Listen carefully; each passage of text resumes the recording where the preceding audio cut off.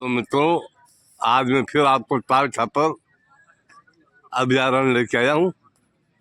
बहुत बड़ा ये हिरणों का अभ्यारण्य है। कई प्रजाति के हिरण यहाँ मिलते हैं और आज यहाँ कल से ये बहुत शानदार वर्ल्ड फेस्टिवल चल रहा है। और चलो अंदर कुछ नज़ारा और दिखाता हूँ आपको। ये यहाँ पे बच्चे बहुत अच्छी अच्छी पेंटिंगें पक्षियों की बना रहे हैं। एक एक से सुंदर पेंटिंग बच्चे बना रहे हैं यहाँ पे। ये सब कई भाई स्कूल की छात्राएं हो क्या आप? हाँ, कौन सी स्कूल की हो? हम Sujangarh PM Shri Kanoi girls school से। बहुत अच्छा, कनोई बालिका विद्यालय से बच्ची आई हुई है। और ये भी इधर भी बहुत शानदार हिरणों की गजब की पेंटिंग बनाई गई है। ये भाई आर्टिस्ट है और बहुत गजब की पेंटिंग इन्होंने बनाई। क्या नाम आपका? मेरा नाम भीमराज सांडवा। बहुत अच्छा सांडवे के है भाई। बहुत अच्छा, बहुत गजब की पेंटिंग बनाई है इन्होंने। ये भी बहुत गजब की पेंटिंग इस बच्ची ने आपने बनाई है। ये क्या नाम आपका? नम्रता। नम्रता, कौन सी स्कूल की हो? एमए कर रही हूँ ड्राइंग से। ड्राइंग से? कौन सी, कहाँ से कर रहे हो? सरदार से। सरदार शहर से। बहुत अच्छा, गजब की पेंटिंग बच्ची ने बनाई है। सरदार शहर से आई हुई है बच्ची और एमए कर रही है। बहुत अच्छा, बहुत गजब की पेंटिंग ये बच्चा भी यहाँ बना रही है। बेटा कौन सी क्या पेंटिंग बना रही हो आप? एक तो ये हिरण, कौन सा हिरण है ये? अच्छा, कृष्ण मृग है क्या? बहुत अच्छा। और इधर बेटा तुम क्या पेंटिंग बना रही हो? मैं बर्ड बना रही हूँ। बहुत अच्छा, ये गजब का दृश्य बनाई है इन्होंने भी। क्या आप कहाँ की हो? सरदार से। ये भी सरदार शहर कॉलेज से आई हुई बच्चियाँ हैं। बहुत अच्छा। कौन सी कॉलेज से हो आप? हम बीकानेर से। आप बीकानेर? बीकानेर से रामपुरिया जैन कॉलेज। रामपुरिया जैन कॉलेज। जैन? जैन? हाँ, Jain art college. Rampuria Jain college से भैया। ये भी हमारे साथ। ये भी आपके साथ है। बहुत अच्छा, गजब की पेंटिंग बच्चे बना रहे हैं, कॉलेज से आए हुए हैं। एक एक से शानदार पेंटिंग बन रही है यहाँ पे। गजब की पेंटिंग इस बच्चे ने भी बनाई है यहाँ पे। और आपका क्या नाम है? शंकर सिल्लू है? शंकर सिल्लू। पंकज सिंधु? शंकर सिल्लू। शंकर सिल्लू। शंकर सिंधु? सिल्लू। इडलू इडलू इडलू शंकर इडलू नाम है इसका। आप भी बीकानेर के क्या? नहीं, चापर से ही है। छापुर से है। बहुत अच्छा, बहुत अच्छे अच्छे आर्टिस्ट स्कूलों में बच्चे बन गए हैं। और आप कौन सी स्कूल से हो? हम लोहिया कॉलेज से, चूरू से। लोहिया कॉलेज चूरू से बच्चे आई है। बहुत अच्छी पेंटिंग इन्होंने। ये कौन सा हिरन है? हिरन है, बस ये हिरन का बच्चा है। बहुत अच्छा, हिरन के बच्चे की पेंटिंग बनाई है। लोहिया कॉलेज चूरू से बच्चे आई हुई है। ये भी बहुत गजब की पेंटिंग इधर बच्चों ने बनाई है, अभी बना रहे हैं। बहुत अच्छा काम चल रहा है। और भाई आप कौन सी स्कूल से हो? कॉलेज कौन सी? बीकानेर यूनिवर्सिटी। बीकानेर यूनिवर्सिटी से। बहुत अच्छा, क्या नाम आपका? ज्योति मीणा। बहुत अच्छा, गजब की पेंटिंग बच्चे बना रहे हैं। बहुत गजब गजब की पेंटिंग बच्चे बना रहे हैं। और भाई आप कौन सी कॉलेज से हो? लोहिया चूरू। लोहिया चूरू से आप आई हो। बहुत अच्छा, बहुत गजब की पेंटिंग बना रहे हैं बच्चे। एक एक से शानदार पेंटिंग बच्चों ने बनाई है यहाँ पे। कौन सी कॉलेज से बेटे? मैंने कॉलेज कर ली। कॉलेज कर ली। बहुत अच्छा। गांव कौन सा आपका? फतेहपुर। फतेहपुर से आई हो। बहुत अच्छा, बहुत अच्छी कला बच्चों में है। और आप भी इनके सहयोग कर रहे हो क्या? बहुत अच्छा, बहुत अच्छा, बहुत गजब की पेंटिंग है इधर। ये किस चीज की पेंटिंग बना रहे हो भैया? शेर की। बहुत अच्छा, शेर की पेंटिंग बन रही है। कहाँ से आए हो? शुरू से लोहिया कॉलेज से? तो अच्छा, आर्टिस्ट हो, बहुत अच्छा।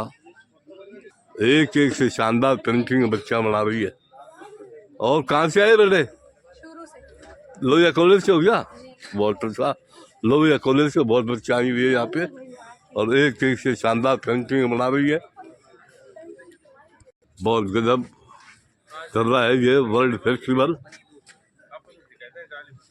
सभी आर्टिस्ट बच्चे यहाँ दूर दूर से आए हुए हैं। बहुत सुंदर सुंदर कट आउट बच्चों ने बनाई है यहाँ पे। एक एक से शानदार कट आउट इन्होंने बच्चों ने बनाई है यहाँ पे, जो देखने लायक है। बहुत शानदार कलाकारी बच्चों ने दिखाई है। बहुत गजब चल रहा है ये यहाँ पे वर्ल्ड फेस्टिवल छापर में। अति सुंदर कटआउट बच्चों ने बनाए हैं पक्षियों के। ये इंडियन स्पोर्टेड क्रीपर बहुत अच्छा बच्चों ने बनाया है। गजब गजब के पक्षियों की कट आउट बच्चों ने तैयार की है। इसे फुरसा 100 स्केल्ड वाइपर, एक विशेषा सांप है, इसकी भी बहुत शानदार ये कटआउट बच्चों ने तैयार की है। यह वाइट ब्रॉड बुश चेयर पे है, बहुत अच्छी कटआउट इसकी भी बच्चों ने तैयार की है।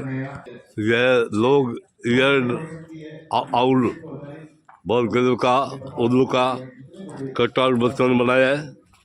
यह स्पेसी ईगल, इसका भी बहुत शानदार कटआउट बनाया है। यह लग्गर, इसका भी बहुत शानदार कटआउट बच्चों ने बनाया है। ये घोंसले साथ लाए थे तो उन्होंने कहा चलो लगाते हैं इनको।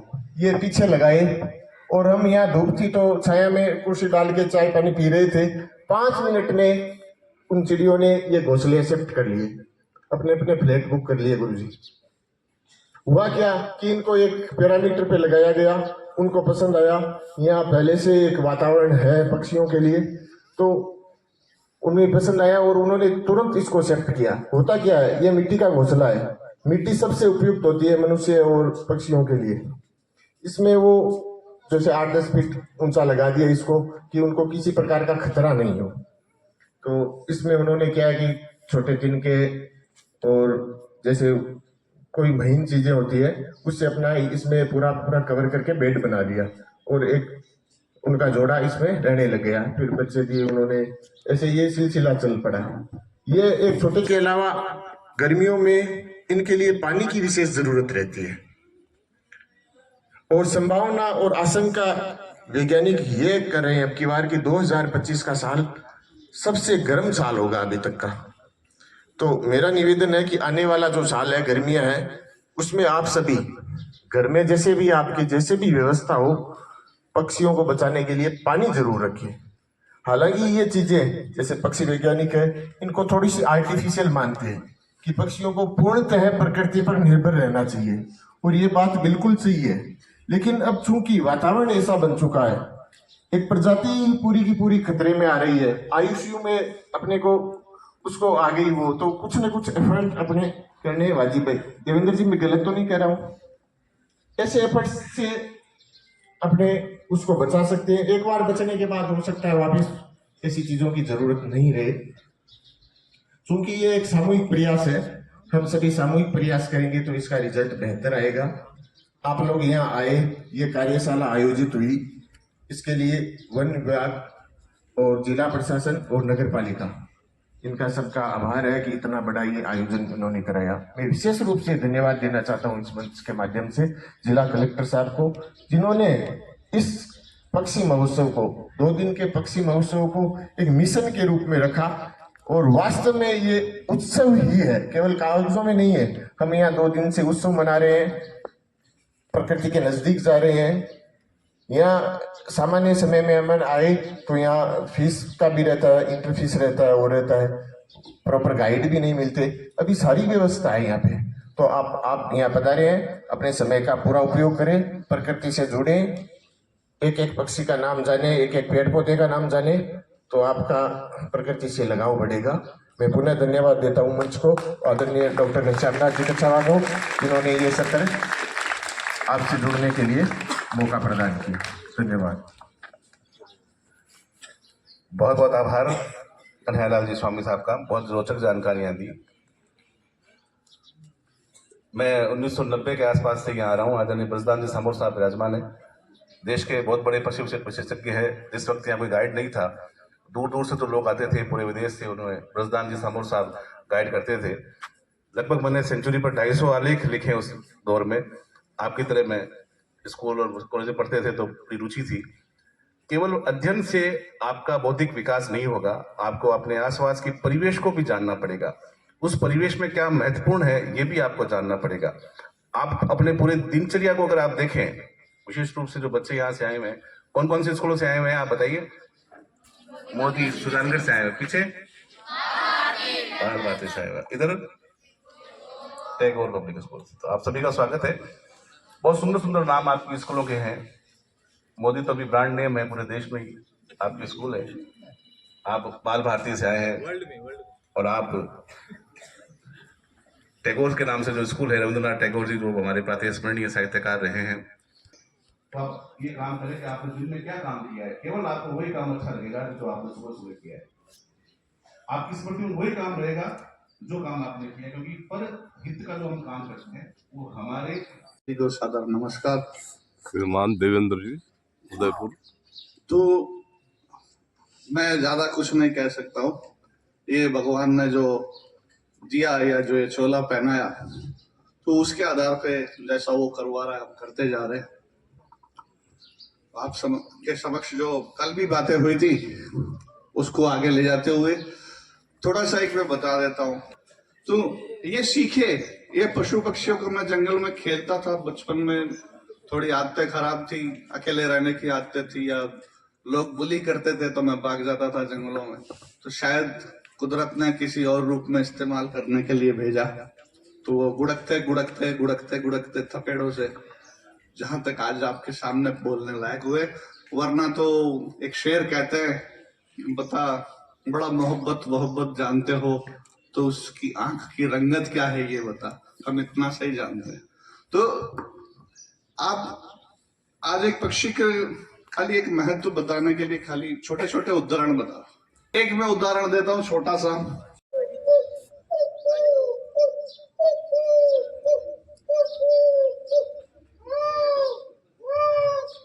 ये आवाजें सुनी होगी आपने।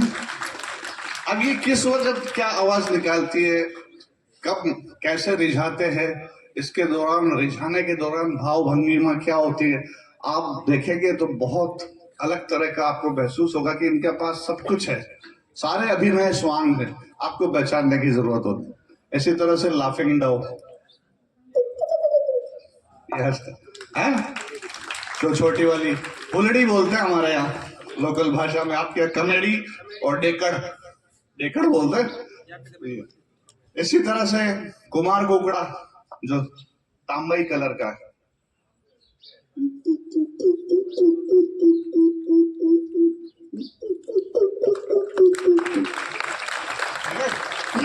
ये आपके सांप खाता है, कनखजूरे खाता है, बिच्छू खा जाता है, चिड़ियाओं के बच्चे भी खाता है, नेस्ट प्रेडेटर भी है ये, है ना, नेस्ट रॉबर है।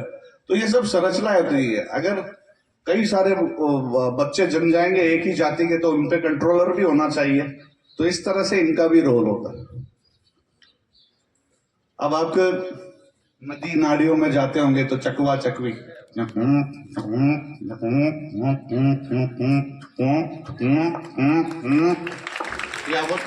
ये आवाज सुनते हैं आप, ठीक है ना।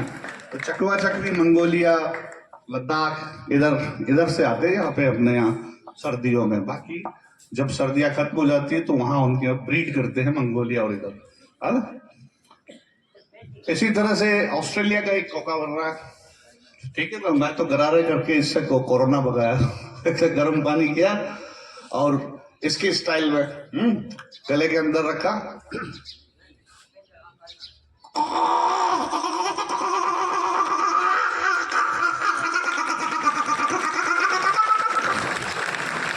ये कोकाबरा जो हंसता है, जिसको कहते हैं ना वो इंसानों की हंसी हंसता, ऑस्ट्रेलियन किंगफिशर की एक जाति है, तो कोकाबरा आप देखिएगा तो उसमें इस तरह से आपने जो भी योग किया और जो भी कुछ योगासन, शवासन, चाहे वो अपना नाक से ये नौली क्रियाएं और ये सब जो भी कुछ है, जल नेति, हमारे ऋषि मुनि ऐसे होते थे कि अपने आमाशय को बाहर निकाल के धो करके वापस अंदर भर देते। शार्क से लिए गए, सारे जीव जंतुओं से लिए गए, जितना योग है एक भी योग बिना पक्षी के नहीं लिया हो। आप देख लेना पक्षी किस तरह से स्ट्रेचिंग करते हैं, जानवर, लोमड़ी, कुत्ता, शेर, इन सब के आसनों को देखेंगे तो आपको अपने आसन पता लग जाएंगे।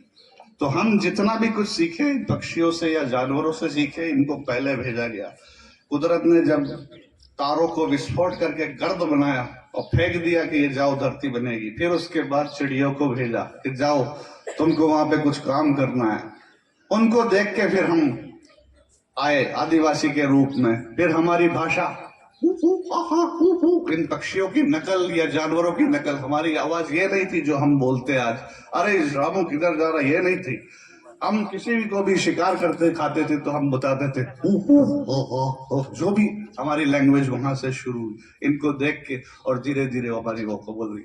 पक्षियों का गला बहुत इवॉल्व होता है, तरह तरह की आवाज है, जिसपे अल्ट्रासोनिक्स या जो भी उनकी आंखों के कलर, उनकी इनकी शरीर के रंगों को देख करके जो कैमरास और ये सब बनाए गए, सब उनसे प्रेरित है।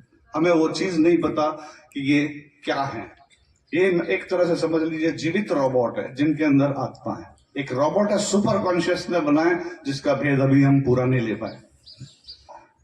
फिर बसंता,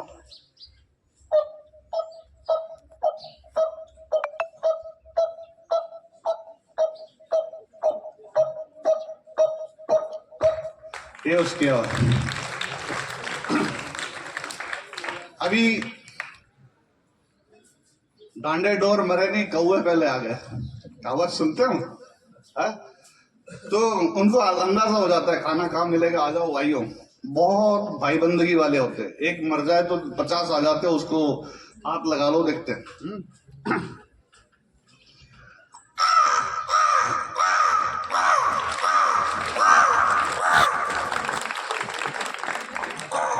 ये दूसरा काला कौवा, पूरा काला है ना, पहले वाला था वो घरेलू कौवा है ना, दूसरा पहाड़ी काला जो जंगली होता है, ये उसकी आवाज। अभी ये आप मुर्गे सुनते हो सुबह सुबह बांग देते हैं, है ना।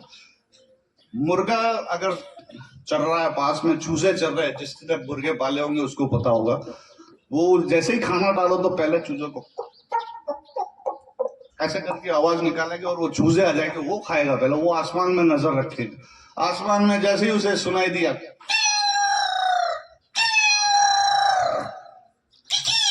ये आवाजें सुनाई दी, वो तुरंत बोलेगा।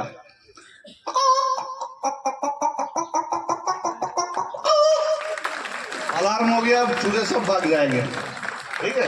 तो इस तरह से ये संप्रेषण सभी के पास में होता है। इनकी पूरी भाषा होती है, उन भाषाओं पे आप अध्ययन करेंगे तो सीक्रेट कोड्स भी बना सकते हैं आप। आजकल जो कोडिंग्स होती है ना, अगर आप जासूसी तंत्र या इन चीजों को सीखेंगे या कोडेड लैंग्वेज, तो इसमें अगर आप अध्ययन करें तो आपको एक दिशा मिलेगी। फिर एक आपका उल्लू हो गया, जैसे एक उल्लू जो बड़ा गुग्गू होता है,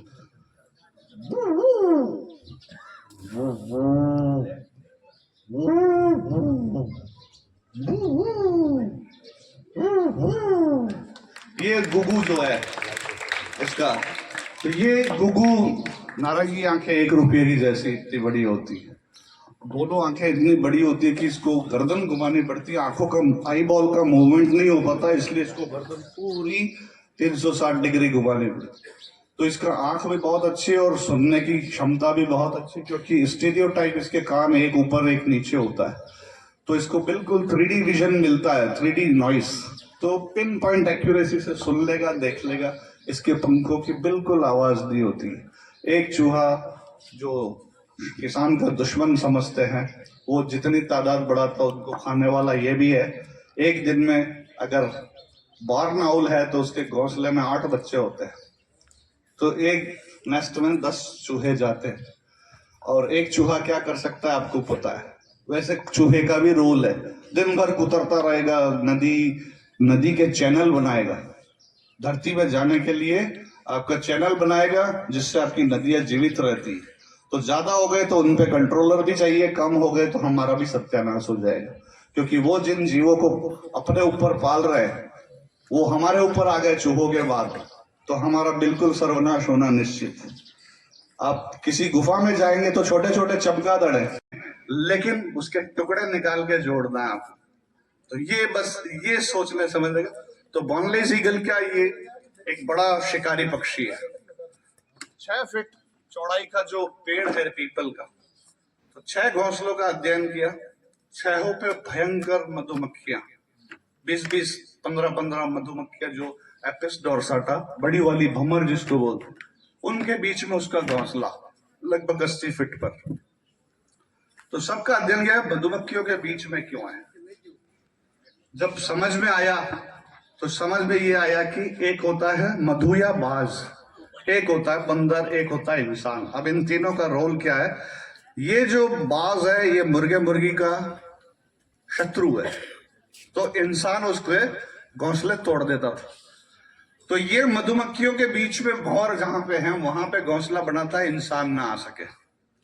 इंसान इतना लुटेरा है कि वो मधुमक्खियों को नहीं छोड़ता, तो उसका शहद निकालता है। तो ये बाज का पेयर मिलके, जिसकी इतने बड़े नाखून होते हैं, अगर ये पकड़ ले तो आपकी मौत हो सकती है गर्दन के अंदर। और ये गोल्डन ईगल के बाद शरीर के अनुपात में सबसे शक्तिशाली बाज है, इसके नाखून। तो इसका अगर एक बार इसने ये पकड़ लिया है तो आपका खोपड़ी के अंदर 2 सेंटीमीटर जा सकता है। तो इतना पावरफुल होता है। तो इंसान उस पेड़ पे चढ़ने की जरूरत नहीं करता था। तीसरा, बंदर क्या करता था, इसके घोंसले तोड़ डालता था, क्योंकि ये बंदर के बच्चे खा जाता है। समझ में, बंदरों का हत्यारा है, तो बंदर इसके घोंसले को तोड़ देते हैं। लेकिन वो मधुमक्खियों की वजह से जो घने 20-20 छत्ते हैं, उसकी वजह से वहां तक नहीं पहुंच पाते थे। दोनों का सम्मिलित अटैक। अब आखिरी आया मधु या बाज, वो शहद के छत्तों पे हमला करके छत्ते तोड़ता है और शहद और उसके अंदर मधुमक्खी के लार्वा और उसको सबको खा जाता है ना।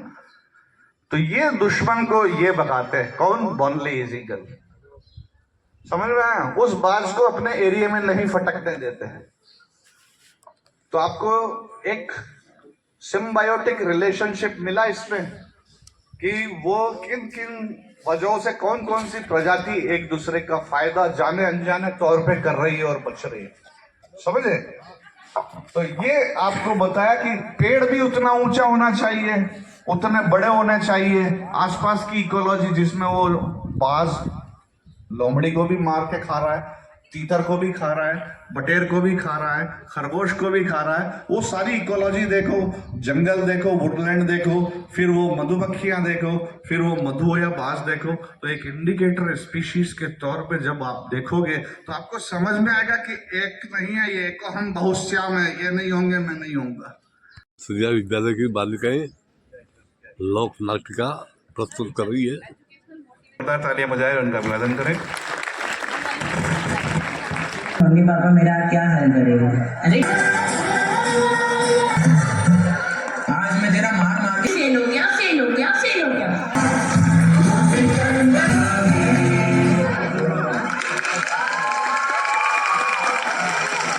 देखिए प्राइमरी से आपको प्रेरक उद्बोधन देने के लिए उनको यहाँ आमंत्रित किया गया है। मैं उनसे निवेदन करूंगा बड़े आदर और सम्मान के साथ कि आप मंच पर पधारें और हमारे स्कूली छात्र छात्राओं के साथ हम सब से संवाद करें। आदरणीय चंगानी साहब, एक बार जोरदार तालियां बजाकर उनका स्वागत सम्मान। Thank you. प्यारे बच्चों, बहुत बहुत धन्यवाद। आज एक चीज की निश्चिंता है कि इस छापर को बचाने वाली एक यंग जनरेशन बैठी हुई है जो हमारे बाद भी इस छापर को बचाएगी।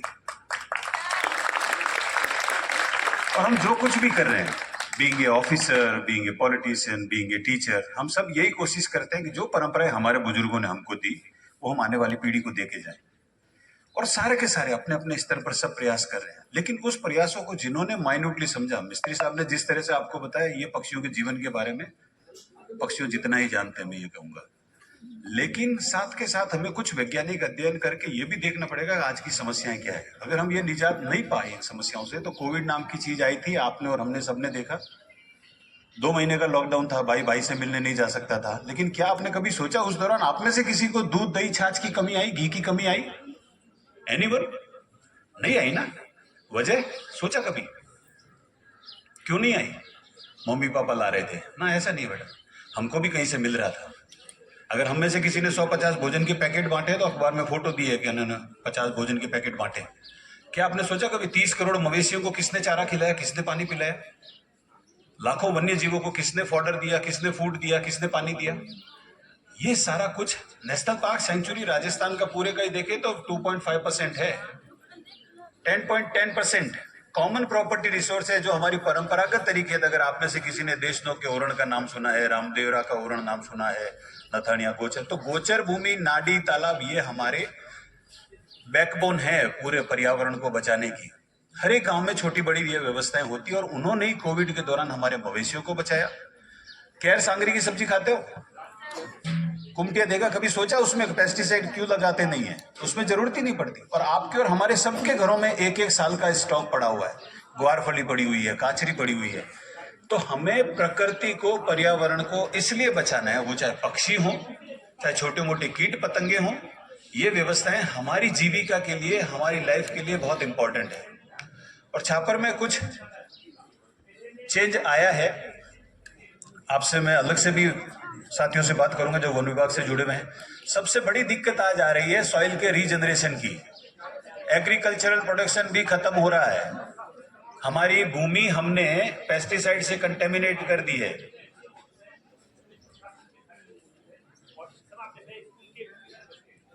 लाइव चला रहे हैं से 20 से 25% हमारा लैंड जो है एग्रीकल्चर का वो खत्म हो गया है। ये हमारे गवर्नमेंट ऑफ इंडिया के डाटा हैं। उनको रीजनरेट कौन करता है? आप और हम नहीं कर सकते। इसलिए परंपरागत तरीके थे, खेतों में मवेशी चरा करते थे, उनके गोबर से, उनके यूरिन से हमारी वो लैंड रिफॉर्म होती थी। अभी जैसे मेरे साथी कटियार साहब बता रहे थे कि किस तरह से वन विभाग पौधों को लगाने का काम करता है, बट वो ये भी जानते हैं कि हम किसी 600 स्क्वायर किलोमीटर एरिया में 2-4 स्क्वायर किलोमीटर में पौधे लगा सकते हैं। बाकी सारा का सारा सीड डिस्पर्सन, बीजों को फैलाने का काम ये पशु, पक्षी और मवेशी करते हैं। और हिंदुस्तान में ये मैन एनिमल कॉन्फ्लिक्ट, कई जगह हमें व्यवस्थाओं में बदलाव करना पड़ेगा। हमें व्यवस्थाओं में बैठे लोगों को, कानूनविदों को ये बताना पड़ेगा कि मवेशी की चराई किसी ग्रासलैंड में किसी भी जानवर से ज्यादा जरूरी है। अकेला ब्लैक पक 25 तरह की घास खाता है तो वो बीज सिर्फ 7-8 तरह के फैलाता है, बाकी सारे बीज फैलाने के लिए दूसरे मवेशी होते हैं। ये जब तक हम रिसाइकिल का अध्ययन भी नहीं करेंगे, हम उसकी सॉइल को रिफॉर्म अकेले नहीं कर पाएंगे। और किसी ग्रासलैंड को बचाने के लिए कीट पतंगे ततैये चाहिए। जो आज हम रैप्टर्स की सीरीज देख रहे हैं, यहाँ पे जितने के शिकारी पक्षी आ रहे हैं वो खाने के लिए आ रहे हैं कीट पतंगों को, सांडा को। जोरबीड में कई जगह पे 1.5 स्क्वायर किलोमीटर में सांडा खत्म हो गया क्योंकि हमने चराई बंद कर दी और जो गठिया घास होती है उसका रीजनरेशन नहीं हुआ। तो फूड चेन में सबका अपना अपना रोल है। तो कुछ चीजें रिसर्च के माध्यम से भी करनी चाहिए। आपका इंटरेस्ट हो, और मैं तो चाहता हूं आप में से कई लोग अच्छे फोटोग्राफर बने, अच्छे वाइल्ड लाइफर बने, अच्छे नेचुरलिस्ट बने, और प्रकृति को जितने अच्छे से समझोगे, कोई किताब में नहीं लिखा हुआ था। जिस तरह से मिस्त्री साहब ने बताया, शायद आप में से आधे लोगों ने तो आधी आवाजें सुनी भी नहीं होगी, लेकिन जो हमने फील्ड में सुनी है वो आवाजें हूबहू वैसी थी जो इन्होंने बताया। अगर राम शाम को आवाज देता है तो शाम जवाब देता है, ये फैक्ट है। प्रकृति सब कुछ जानती है। तो आप जिस तरह से जुड़े हुए हैं, मेरे ख्याल से आधा काम तो हमारा हो गया। आपका यहाँ आना अपने आप में इस बात का सबूत है कि आप लोग इसको बचाने के लिए तत्पर हैं। अब उसके लिए किस तरह से आप सीखते हैं, कॉलेजों में सीखते हैं, नेटवर्क से सीखते हैं, मोबाइल से सीखते हैं, लेकिन कोशिश करो घर में अपने मम्मी पापा, दादा दादी, बड़े बुजुर्गों के साथ बैठो। जो परंपरागत ज्ञान है पर्यावरण बचाने का, वो आज भी काबिल है। ये कोविड में उसने अच्छे से प्रूव कर दिया। जो हमारे परंपरागत तरीके थे, ओरण, गोचर, नाडी, तालाब, आज भी वहां पे बिना किसी पुलिसिंग के, बिना किसी गार्ड के कोई पेड़ नहीं काटता, कोई शिकार नहीं करता। जबकि सरिस्का जैसे या रणथंभौर जैसे नेशनल पार्क है, वहां पे तो गार्ड करने पड़ते हैं, फिर भी आके शिकारी शिकार करके निकल जाते हैं। कम्युनिटी के साथ सलमान खान ने एक ब्लैक बक मारा था, आज दिन तक जेल के चक्कर लगा रहा है। तो लोगों की इंपॉर्टेंस उतनी ही जरूरी है जितनी आपकी और हमारी है। इन्हीं शब्दों के साथ मैं अपनी वाणी को विराम देता हूँ।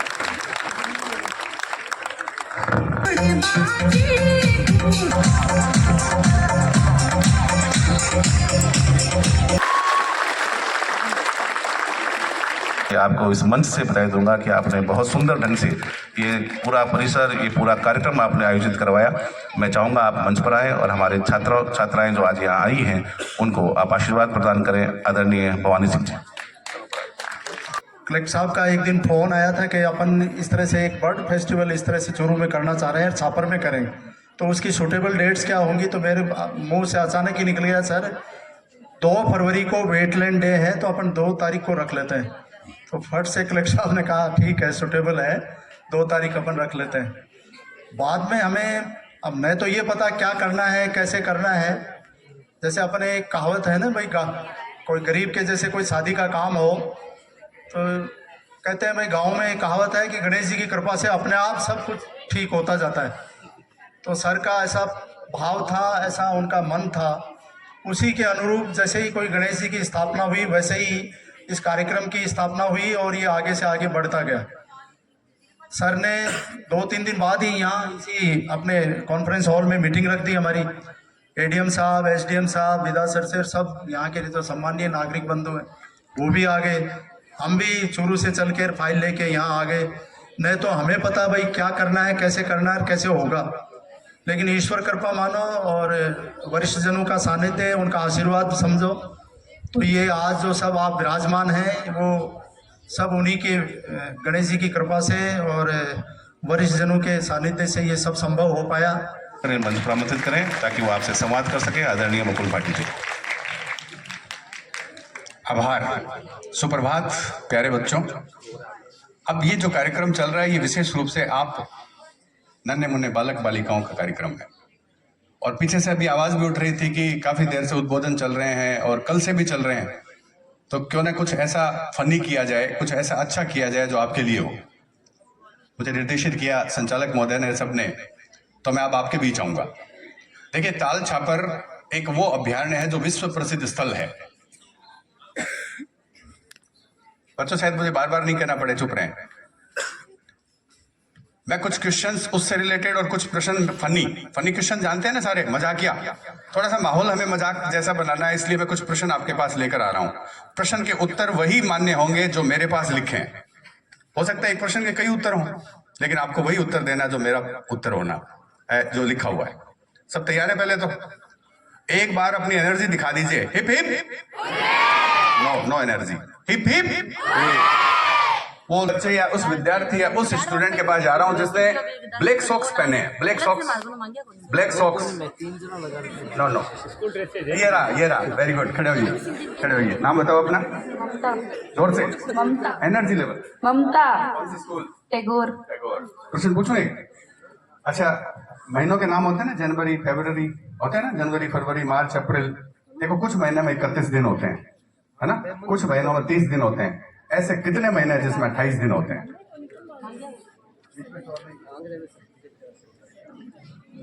फरवरी। नो। ब्लैक जोरा बोर्ड किसके हैं? ये रहा। आप बताएं। 12। अरे वेरी गुड, ये बिल्कुल सही जवाब है। देखिए क्वेश्चन क्या था, ध्यान से सुनिए। मैं आपको फिर बता दूं बच्चों, ये कुछ है आपके सिर्फ माइंड टेस्ट। मैंने पूछा है कि ऐसे कितने महीने जिनमें 28 दिन होते हैं। 28 दिन हर महीने में होते हैं, पहले में भी होते हैं, दूसरे में भी होते हैं, तीसरे में भी होते हैं। Very good. नाम बताओ। वसंत राजिया। ये आपका प्राइज। Very good. चलिए इधर चलते हैं।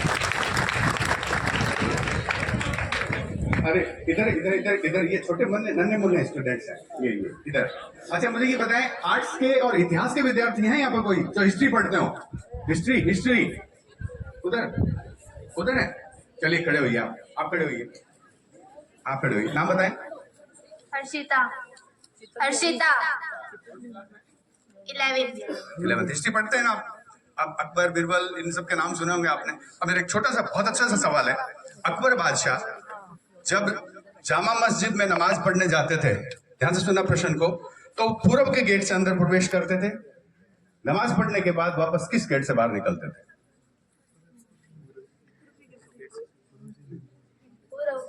पूरब से ना। और कोई हिस्ट्री का कोई भी विद्यार्थी पूरब के गेट से प्रवेश करते, मस्जिद में से नमाज पढ़ने के बाद वापस किस गेट से बाहर निकलते थे? Anybody else? चलो कोई भी जवाब दे, बताइए। पश्चिम। कहां से हैं आप? नाम बताओ। गलत जवाब। और कोई? और कोई? और कोई? मस्जिद के कौन से गेट से? 4 गेट है जामा मस्जिद के, पूर्व पश्चिम उत्तर दक्षिण। जामा मस्जिद के 4 गेट है। बताइए बताइए।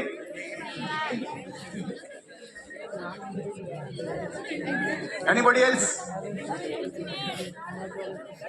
नो?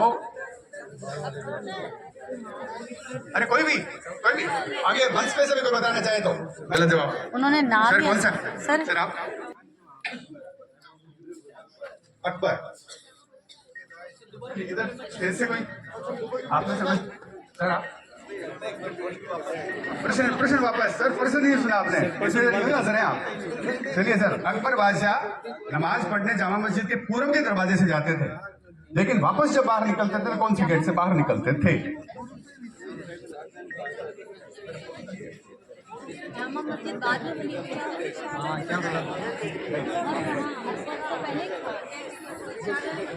तो पहले थे, जामा मस्जिद बाद में बनी। अब मेरा देखिए सही जवाब, और इनाम मैं खुद ही लूंगा। जामा मस्जिद बाद में बनी थी। अरे जामा मस्जिद बाद में बनी थी, this is the right answer. अरे अकबर के टाइम जामा मस्जिद थी नहीं, शाहजहां ने बनवाई थी।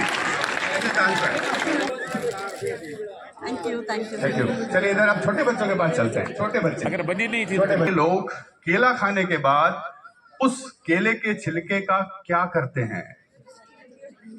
No prompting. केले होते ही नहीं है जापान में, केले होते ही नहीं है। फनी क्वेश्चन बोल रहे हो।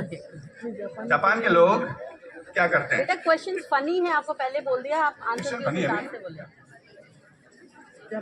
आप बताइए ना, बताओ अपना। केला के छिलके ये तो फिर क्या नहीं पता। ज्ञानवर्धक नहीं है। आप पेड़ पौधों में डालते हैं। नहीं, पेड़ पौधों में नहीं डालते, नहीं खाने में यूज नहीं करते। वो ये क्वेश्चन केले होते ही नहीं है। पता नहीं है आप। अरे कोई भी एनीबॉडी पीछे से?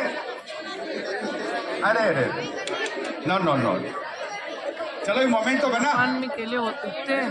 मोमेंट तो बना। इधर से कोई भी हाँ बताइए। सर को कह रहे हैं, जवाब अटक गया गले में। आप मैडम तो जी बता दीजिए। नहीं पता। हाँ सर, हाँ बताइए सर। अरे वेरी गुड। अरे तो केले के छिलके का क्या करेंगे? केले के छिलके का फेंकेंगे और डस्टबिन में डालेंगे। नाम बताइए। डेडवाल, राकेश डेडवाल। क्या करते हैं? Social worker, politician and teacher. अरे पॉलिटिशियन है, पता लग गया। बिल्कुल चलिए। सही है, फिर से मान ले। ये सही जवाब हो गया सर आपका। पहले हो गया। ये तो गलत। प्राइस जीतते रह गए जरा। चौथे सवाल का आपने सही जवाब दे दिया। चलिए नेक्स्ट चलें। फिर आऊं बीच में। चुप। मैं एक टीचर भी हूँ, ध्यान रखना। बच्चे के दांत नहीं होते। अरे बच्चे के दांत नहीं होते, ये आपका आईक्यू चैनल है, बिल्कुल सही। ये जवाब पहला जवाब है, एकदम सही है। चलिए सर, संख्या भी देते बच्चों। मैं एसडीएम सुजानगढ़ ओम प्रकाश वर्मा।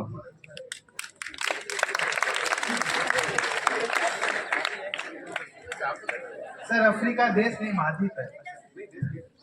दक्षिण अफ्रीका। चलो मुझे इनाम मत देना। आवाज नहीं, प्लीज सवाल को सुने ध्यान से। हो सकता है आपके पास भी आ जाए वो सवाल। एक दीवार को 10 आदमी 2 घंटे में बना देते हैं, ठीक है? एक दीवार को 10 आदमी 2 घंटे में बना देते हैं। उसी दीवार को 5 आदमी कितनी देर में बना होगा? 5 आदमी। आवाज नहीं, 5 घंटे में 5 आदमी 2 घंटे में। 10 आदमी 2 घंटे। पॉइंट कार्ड में 50 मिनट में आपको आपको 4 घंटे गलत जवाब नो आप बताओ चलो दीवार बन चुकी है। एक दीवार को जब आदमी ने बना दिया उस दीवार को दूसरा कौन बनाएगा? Very good. नाम बताओ और एक नाम लो। नाम बताओ। नम्रता शर्मा, क्लास 12। हमारा क्विज का उद्देश्य कुछ जानना भी है, तो मैं मिस्त्री सर से निवेदन करूंगा कि पक्षियों से संबंधित कुछ प्रश्नोत्तरी आप करना चाहते हैं, मंच पर आपको आमंत्रित करता हूं। लेकिन सही भी है। सबसे ऊंचा उड़ने वाला पक्षी कौन सा है? वापस ध्यान से सुनना। सबसे ऊंचा उड़ने वाला पक्षी कौन सा?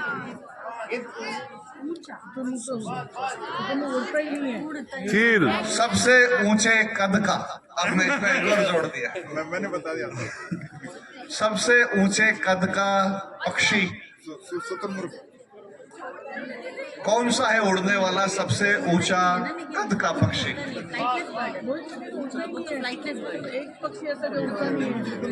मैं जवाब देता हूँ, थोड़ा और कोई प्रयास करेंगे? हाँ?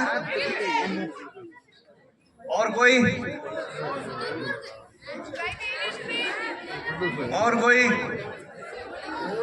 चलो मैं जवाब देता हूँ। और कोई जवाब दे रहा? लास्ट? नहीं, थोड़ा सा गड़बड़ हो गया है, थोड़ा सा बस। ये 2 नाम बता दो। ये सारस जिन्होंने बोला वो सही। सबसे ऊंचे कद का पक्षी जो उड़ता है। मैडम के नाम दे दो। ये मेमोरेंडम के तौर पर उनको शुभ नाम। मैडम मोदी को शुभ नाम miss Neha Golani. Miss Neha Golani जी को ध्यान से सुनिए। सबसे छोटा पक्षी कौन सा है? चाहे उड़े ना उड़े, सबसे छोटा।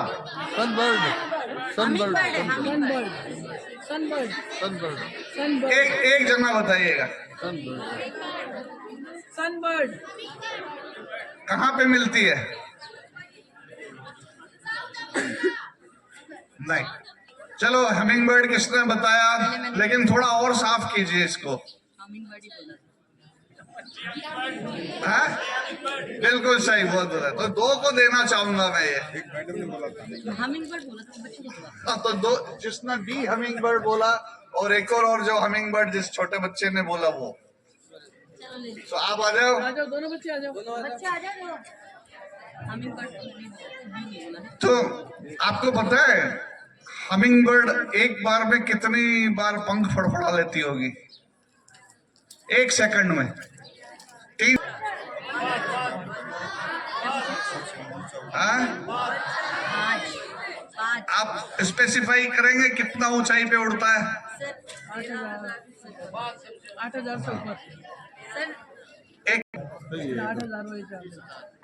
जो इंडिया के कंटेक्स्ट में अभी एक वल्चर के ऊपर भी संशय है कि वो काफी ऊंचाई पे उड़ता है, जो कॉन्डोर है या कोई और वल्चर है जो काफी ऊंचाई पे उड़ता है।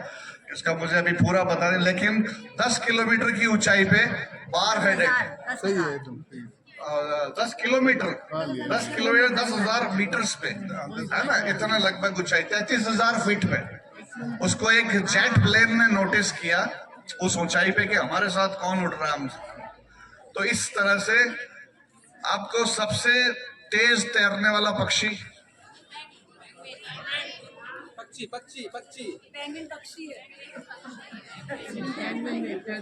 पेंगुइन किसने बोला? पहले कौन बोला? ये कॉन्फ्लिक्ट हो रहा है। किसने बोला पहले? ईमानदारी। चलो आप आ जाइए। लगभग 60 किलोमीटर की गति से उड़ जाता है, तैरता है वो पानी के अंदर। ठीक है। पक्षियों में इंजीनियर किसे कहा जाता है? वुड पैकर।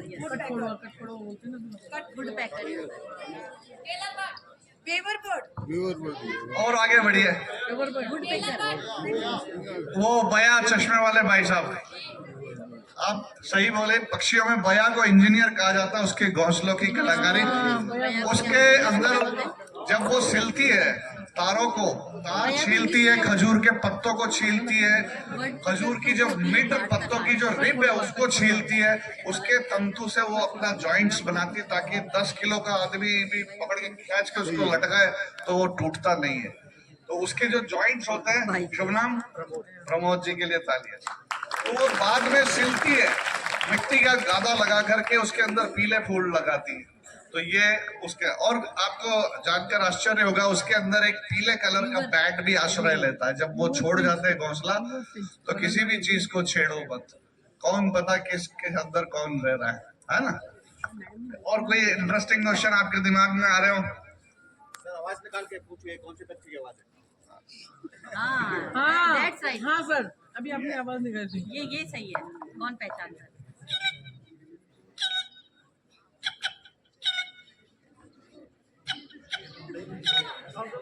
किस पक्षी की आवाज है?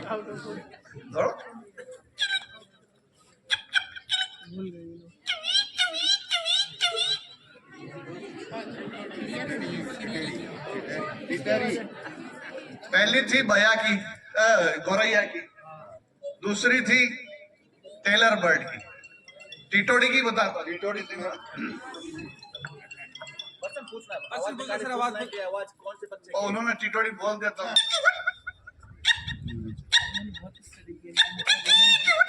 ये उसकी आवाज।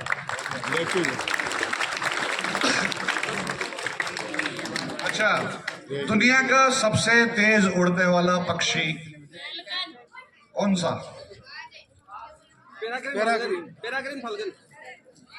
अब यहाँ कंफ्यूजन है, फाल्कन तो सही बोला।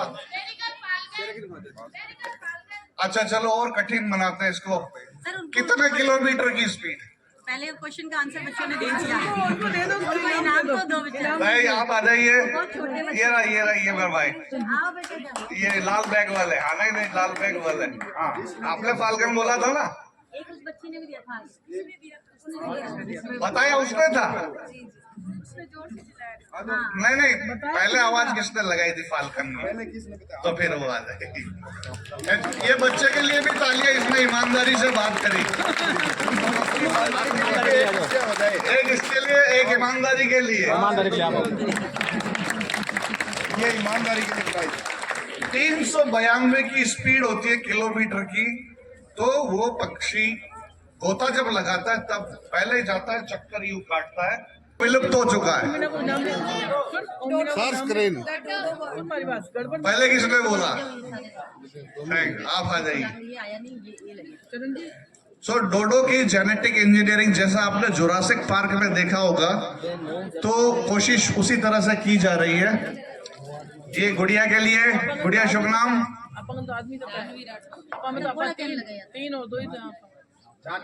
अच्छा, अब एक आवाज में उस पक्षी को बहुत सही तरीके से पहचाना। आप उसको लोकल भाषा में कई बोलो, बनाना कई बोलो, अपने गामडारी भाषा में आप कई बोलो। शिकरो, आप तो शिकरो बोलो, लोकल लैंग्वेज में नहीं पता मुझे। जहां तक पता है, या मेरे गांव में जो कहते हैं हिताणियों बोले उसको, चेचाणियों, हिताणियों, शेबाज। शेबाज क्यों बोलते हैं? शेन होता है चिड़ियाओं के लिए, और वो जो जुनून है उसके लिए। शुभ नाम? आनंद प्रसाद जी। राजगीत सबसे तीक्ष्ण चोंच का होता है, तो जब भी जानवर मरता था हायरार्की में पहले वो आते थे। जैसे चीफ गेस्ट आते हैं ना, पहले वो दिया बत्ती जलाएंगे। डॉक्टर ममता शर्मा जी। धन्यवाद डॉक्टर कछावा जी। मंच आसीन शिक्षाविद, मेरे सामने बैठे पक्षी प्रेमी और मेरे प्यारे बच्चों, आज 2 फरवरी है। आप सभी को बसंत पंचमी की बहुत बहुत शुभकामनाएं। क्योंकि एक पर्यावरणविद हूँ तो wish you a very happy wetlands day. आज वेटलैंड्स डे है, हम अपने पानी के रिसोर्सेज, अपने वेटलैंड्स को बचाएं, ऐसी मैं आशा करती हूँ और आपको शुभकामनाएं देती हूँ इस वेटलैंड डे पे। कुछ मैं शुरू बोलने से पहले अपने बारे में बताना चाहूँगी। मैं बेसिकली एक एनवायरमेंटल टॉक्सिकोलॉजिस्ट हूँ। हम लोग विश्व वैज्ञानिक हैं, विष का नाम सुना है आप लोगों ने? जहर का नाम सुना है? सुना है? डरते हैं इस नाम से? हम लोग उस विष का अध्ययन करते हैं। अब बताइए विष का अध्ययन जरूरी क्यों है? कौन बताएगा मुझे ये बात? क्या जरूरत आन पड़ी हमें इस एनवायरमेंटल टॉक्सिकोलॉजी के बारे में बात करने की या इसके अध्ययन करने की? मैं आपको एक बात बताना चाहती हूँ, अगर आपको किसी को मारना हो तो आप उसे नमक से भी मार सकते हैं। आपको डिसाइड करनी है एक डोज, एक मात्रा। मैं एक पैरासिलिस उनका एक कोटेशन है, उसके बारे में मैं इंग्लिश में बोलूंगी, फिर आपको मैं उसको एक्सप्लेन करूंगी। Anything and everything is a poison. Anything and everything around us is a poison. The right dose differentiates a poison and a remedy. हमारे आसपास जो भी तत्व विधान है हमारे पास, वो सब विष होते हैं। एक मात्रा डिसाइड कर लीजिए, या तो विष बन जाएंगे या वो औषधि बन जाएंगे। तो इसलिए इस टॉक्सिकोलॉजी की जरूरत पड़ी, और आज फॉरेंसिक साइंस के अंदर एनवायरमेंटल टॉक्सिकोलॉजी सबसे इम्पॉर्टेंट फील्ड है रिसर्च की, क्योंकि ये एक पक्षी मेला है और हम पक्षियों को सेलिब्रेट कर रहे हैं। तो मैं कुछ उसी बारे में आपको बात करूंगी। क्या आपने कीटनाशकों का नाम सुना है? डीडीटी का नाम किस किस ने सुना है? हाथ खड़ा करो। डीडीटी का नाम सुना है किसी ने? किस काम में आता है डीडीटी? किसने हाथ खड़ा किया था? छिड़काव होता नहीं है तो पता नहीं है। डीडीटी हम मच्छर मारने के लिए काम में लेते हैं, नहीं लेते? आजकल छिड़काव नहीं होता, पता ही नहीं। छिड़काव भी हो रहा है। बहुत अच्छी बात बोली इन्होंने कि छिड़काव हो रहा है। तो क्या होता है कि आपने खेत भी देखे हैं, खेतों के अंदर क्या उगता है? हमारे लिए अनाज, धान, दाल सब उगती है और उससे खा के हम जिंदा रहते हैं। पर हमारे किसान उनको पेस्ट से बचाने के लिए कीटनाशकों का उपयोग करते हैं। अब आप सोच लीजिए कि वो कीटनाशक कितना जहरीला कंपाउंड होगा कि उसके भिड़ते ही वो पेस्ट खत्म हो जाता है, वो मर जाता है। और मुझे ये बताते हुए आपको बड़ा दुख हो रहा है कि जितने भी पेस्टिसाइड हम यूज करते हैं वो सारे कैंसर पैदा करते हैं, बच्चों में बीमारियां पैदा करते हैं, और कई तरह की बीमारियां जो हमारे आसपास दिख रही है। पहले कैंसर हमें कितना कम दिखता था ना? आजकल हर दूसरा व्यक्ति कैंसर से मर रहा है। तो ये जो कीटनाशक खेतों में जिनमें हम छिड़काव करते हैं, ये पानी के द्वारा, मिट्टी के द्वारा हमारी सब्जियों में जा रहा है। उन सब्जियों को हम खाते हैं और हम खुद भी मरे, साथ में अपने पक्षियों को भी मारे। पक्षी क्या करते हैं जब ये ग्रेन्स खाते हैं? पक्षी क्या खाते हैं? कौन बताएगा मुझे? पक्षी क्या खाते हैं? दाने खाते हैं। दानों में क्या लगा होता है? दानों को बचाने के लिए हम क्या करते हैं? कीटनाशक लगाते हैं उसके चारों तरफ कि उसे कोई ना खाए। घर में याद है सेल्फोस की गोलियां रखते थे, महिलाएं यहाँ बैठी हैं, कैसे बचाते हो गेहूं को? सेल्फोस की गोलियां रखते थे। कितना खतरनाक था वो। बिल्कुल मत करिएगा, बंद कर दीजिए ये सब करना। खाने दीजिए, जो अनाज खा रहा है वो उसका हिस्सा है। ये हमारी संस्कृति है कि पहले एक रोटी कुत्ते की और एक गाय की निकाल के फिर हम खाते हैं ना? तो खाने दीजिए, घर में सेल्फोस मत यूज करिए, कीटनाशक बिल्कुल मत यूज करिए। तो जब ये कीटनाशक पानी के द्वारा, दाने के द्वारा पक्षी के अंदर जाते हैं तो क्या करते हैं? पक्षी क्या देता है? बच्चे देता है कि अंडे देता है? अंडे देता है ना? तो ये क्या करते हैं? पक्षी के अंदर जब ये कीटनाशक चले जाते हैं तो वहां जो कैल्शियम बनने की पद्धति, अंडे के ऊपर काय का खोल होता है? Calcium carbonate. Very good sir, उसको तो एक की रिंग दे ही दीजिए सर, प्लीज की रिंग दे दीजिए। बहुत बढ़िया, ताली बजाइए। ऊपर आ जाइए। किसने बोला था कैल्शियम कार्बोनेट? आजा। मृदुल अग्रवाल, स्माइल कर बेटा।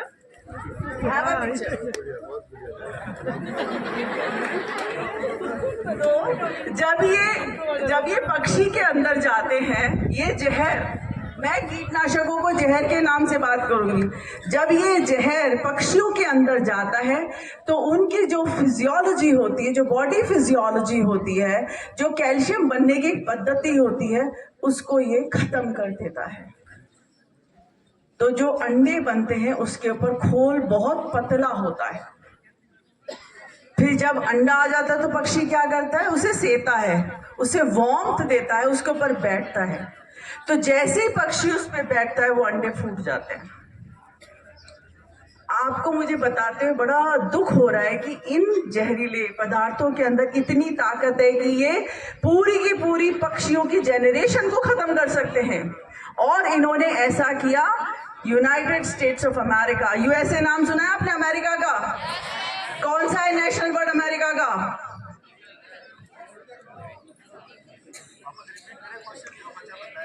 अमेरिका का नेशनल बर्ड कौन सा है, कौन बताएगा? किसने का? Bold eagle. आ जाओ आ जाओ, तालियां। बॉल्ड ईगल अमेरिका का, बॉल्ड ईगल अमेरिका का तो देखिए, it's a very very beautiful animal. अपना नाम बताइए बेटा। परीक्षित। परीक्षित अमर। परीक्षित के लिए तालियां बजाएं। लगातार बैठी है। रही बात राजस्थान की, राजस्थान में चूरू की और चूरू में सुजानगढ़ की। अगर सुजानगढ़ में कोई प्रोग्राम हो और कन्हैयालाल जी सेठिया को अगर हम भूले तो ये बहुत बड़ी भूल होगी हमारी। हालांकि बहुत यहाँ बड़े बड़े विद्वान, बड़े बड़े कलाकार लोग बैठे हैं, उनका भी उल्लेख किया, ये बहुत बड़ी बात है। तो आप सभी थोड़ा सा सहयोग भी करेंगे, क्योंकि आप शामिल होंगे तो आनंद आएगा। तो ताल में भी थोड़ा सहयोग करें। आ तो सुरगाने शर्मावे इन पर देव रमण ने आवे, ईरो जस नर नारी गावे धरती धोरारी, ओ धरती धोरारी, ओ धरती धोरारी। कि आ तो सुरगाने शर्मावे इन पर देव रमण ने आवे, हीरो जस नर नारी गावे धरती धोरारी, हो धरती धोरारी, हो धरती धोरारी, हो धरती धोरारी धोरारी, हो धरती धोरारी धोरारी, धरती धोरारी धोरारी, धरती धोरारी धोरारी, धरती धोरारी। हो आ तो सुरगाने शर्मावे ई पर देव रमण ने आवे, हीरो जस नर नारी गावे धरती धोरारी, हो धरती धोरारी, हो धरती धोरारी। अंतरा इसमें है, काफी अंतरे हैं। लूण लूण बाजरियो लहरावे, हो लूण लूण बाजरियो लहरावे, मक्की झालो देर बुलावे, कुदरत दोन्यू हाथ लुटावे धरती धोरारी, हो कुदरत दोन्यू हाथ लुटावे धरती धोरारी। हो आ तो सुरगाने शर्मावे ई पर देव रमण ने आवे, हीरो जस नर नारी गावे धरती धोरारी, हो धरती धोरारी, हो धरती धोरारी। एक अंतरा और बोलूं। मडरा गावे हो पंछी मदरा मदरा बोले, झीणू बायरियो पंपोले, कुदरत दोन्यू हाथ लुटावे धरती धोरारी। हो आ तो सुरगाने शर्मावे ई पर देव रमण ने आवे, हीरो जस नर नारी गावे धरती धोरारी, हो धरती धोरारी, हो धरती धोरारी। Thank you. मारी, दो ताड़ी बजाएंगे। कुर्जा मारी, कुर्जा मारी, कुर्जा मारी हलोनी धोरा वाले देश, कुर्जा मारी हलोनी धोरा वाले देश। अब की हालो तो थन किने कुर्जा ने, अब की हालो तो थन छापर दिखाई दिया, अब की हालो तो थन छापर दिखाई दिया। करा दिया थाने, करा दिया थाने, करा दिया थाने अभयारण्य शेर। कुर्जा मारी हालोनी धोरा वाले दे, कुर्जा मारी हालोनी धोरा वाले दे, कुर्जा मारी हालोनी धोरा वाले दे। Thank you. जय हिंद, जय भारत। बहुत बहुत आभार सुरेश जी। तो ये हमेशा तत्पर रहते थे और हमारे जो संस्था है nature environment and wild life society Tal Chhapar, ये हमारे से जुड़े हुए हैं। एक ही कॉल पर यहाँ तैयार मिलते थे और तुरंत पशु पक्षियों का इलाज करते थे। और मैं भी अभी चाइनीज धागे की बात चली पड़ी है, तो मैं आप सबसे भी ये अनुरोध करता हूँ कि तीज त्योहार जो भी हमारे मनाइए, लेकिन उसमें कोई मिलावट मत कीजिए, जिससे हमारे जो पशु पक्षी हैं उनको परेशानी हो। हमें मंच पर बड़े मान सम्मान के साथ, आदर के साथ आमंत्रित कर रहा हूँ डॉक्टर प्रदीप जी सोनी को। पशु चिकित्सक होने के नाते मुझे बहुत काफ़ी गर्व से मैं कह सकता हूँ कि जो इंसानों के अलावा जितने भी नेचुरल क्रिएचर हैं उनको मैं डील करने का मुझे मौका मिलता है। चाहे पशु हो, चाहे पक्षी हो, चाहे कितने भी दूसरे कोई भी तरह के जीव हैं, उनको जो है एक पशु चिकित्सक को डील करना पड़ता है। और ये बहुत ही गर्व की बात है।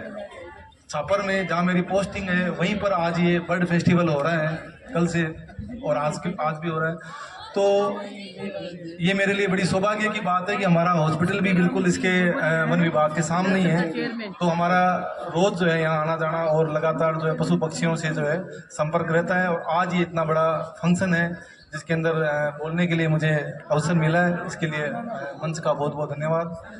जैसा कि अभी मंच से आपको कहा गया था कि पक्षी जो है वो बहुत ही सेंसिटिव होते हैं। मैं आपको बताऊं कि पशुओं से भी जो पक्षी है वो ज़्यादा सेंसिटिव होते हैं, और थोड़ी सी भी उनको अपनी ही आवाज़ में गुनगुनाना और उन्हीं चीज़ों में उनको जो आनंद आता है, तो हमारे थोड़े से ही डिस्टर्बेंस से वो बहुत ज़्यादा डिस्टर्ब महसूस करते हैं। अगर हम मेडिसिन की बात करें तो ह्यूमन बीइंग में और एनिमल बीइंग में कई तरह की जो मेडिसिन है इसी वजह से बैन की जा रही है बार बार, क्योंकि उनके अंदर जो है वो टॉक्सिक सब्सटेंस है। जैसे कि मैडम ने अभी बताया था, वो टॉक्सिन्स जब एनिमल में जाते हैं, एनिमल्स को उनको मान लो कि मरने के बाद में कोई पक्षी खाता है तो उसके अंदर भी वो जो है टॉक्सिन के इफेक्ट्स जो है आने शुरू हो जाते हैं। तो बरसों पहले जो हमारे यहाँ काफ़ी गिद्ध मिलते थे, आजकल वो गिद्ध जो है वो दूर हो रहे हैं। तो पक्षी भी जो है वो हमारी जो फूड साइकिल है उसका बहुत ही अहम हिस्सा है, और वो एक तरीके से जितनी भी गंदगी है उसको साफ करने में सबसे महत्वपूर्ण योगदान पक्षी जो है वो देते हैं। जितने भी मृत जानवर हैं उनको खाके या फिर उनको जो है वो टाइमली उनको हटा करके, वो एक तरीके से नेचुरल हमारे सफाई कर्मी हैं। तो उनके ऊपर बड़ा इफेक्ट पड़ता है। जो मेडिसिन जो है, जितने भी तरह के जहर हमने बनाए हैं हमारी सुविधा के लिए, इंसानों ने अपनी सुविधा के लिए बनाए हैं, वो इंसानों के लिए तो खतरनाक है ही, लेकिन क्योंकि हमने बनाए हैं वो पशु पक्षियों को या उनको डिस्ट्रॉय करने के लिए, जानवरों को, लेकिन उनको लगातार खाने से हमारे शरीर में उसकी मात्रा जो है वो कम्युनिटी इफेक्ट में बढ़ती है, धीरे धीरे बढ़ती है। और लास्ट में जब वो जानवर या कोई मर जाता है तो मरने के बाद में उसको जो पक्षी खाते हैं तो उनके अंदर वो बहुत ही तेज़ी से और काफ़ी ज़्यादा इफेक्ट पैदा करके उनको मारने में जो है वो उनको मारती है। तो वेटनरी के अंदर और जो है मेडिकल साइंस के अंदर जैसे डाइक्लोफिनेक है, हाल ही के अंदर जो है वो